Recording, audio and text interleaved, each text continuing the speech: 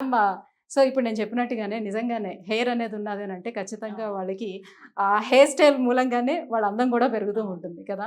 So, ఈ ఈ మధ్యన మనం చూస్తే చాలా చిన్న ఏజ్ వాళ్ళకి.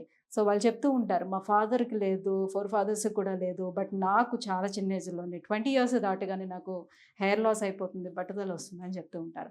సో, ఫస్ట్ ఆఫ్ ఆల్ దీనికి మెన్ అండ్ వుమెన్ ఇద్దరిలో కూడా హెయిర్ లాస్‌కి అసలు రీజన్స్ ఏముంటాయో చెప్తారా? సో, హెయిర్ లాస్‌కి టీనేజ్ నుంచే హెయిర్ హ్మ్. లాస్ అవుతుంది, హెయిర్ థిన్నింగ్ అవుతుంది అనేసి వస్తూ ఉంటారు హ్మ్. మన దగ్గరికి.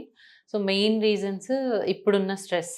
హ్మ్. పిల్లలకు కూడా స్ట్రెస్ ఎక్కువగానే ఉంది. అండ్ పొల్యూషన్ ఎక్స్‌పోజర్ మనం ఎక్స్‌పోజ్ అయ్యే పొల్యూషన్ వల్ల వచ్చే డాండ్రఫ్ కానీ, అదర్ హెయిర్ ఇష్యూస్ కానీ హెయిర్ లాస్‌కి రీజన్ అవుతాయి. హ్మ్. And hormonal issues. మన చిన్నప్పుడు అంత చూడలేదు మనం హార్మోనల్ హ్మ్. హ్మ్. ఇంబాలెన్సెస్. ఇప్పుడు హ్మ్. పీసీఓడీ గానీ, థైరాయిడ్ గానీ రకరకాల హార్మోనల్ ఇష్యూస్ వస్తూ ఉన్నాయి. And diet. హ్మ్. క్రాష్ డైట్స్ చేయడం, లేదంటే ఎక్కువ అన్‌హెల్తీ ఫుడ్ తినడం, మనకు కావాల్సిన ప్రోటీన్ ఇంటేక్ ప్రాపర్‌గా లేకపోవడం హ్మ్. ఇవన్నీ. And vitamin deficiencies. అంటే ఫీమేల్స్‌లో గానీ, ఫీమేల్స్‌లో ఎస్పెషల్లీ ఎక్కువగా మెన్‌స్ట్రువల్ ప్రాబ్లమ్స్ రావడం వల్ల ఐరన్ డెఫిషియన్సీస్, బి12 డెఫిషియన్సీస్ రావడము. హ్మ్. మెయిల్‌లో గూడా అంతే. ఫుడ్ ఇంటేక్ ప్రాపర్‌గా లేకపోవడం, టైంకి లేకపోవడం వల్ల ఈ వైటమిన్ డెఫిషియన్సీస్ అనేవి ఎక్కువగా చూస్తూ ఉంటాం. సో, ఇలా రకరకాల రీజన్స్ అయితే ఉన్నాయి. హ్మ్. హ్మ్.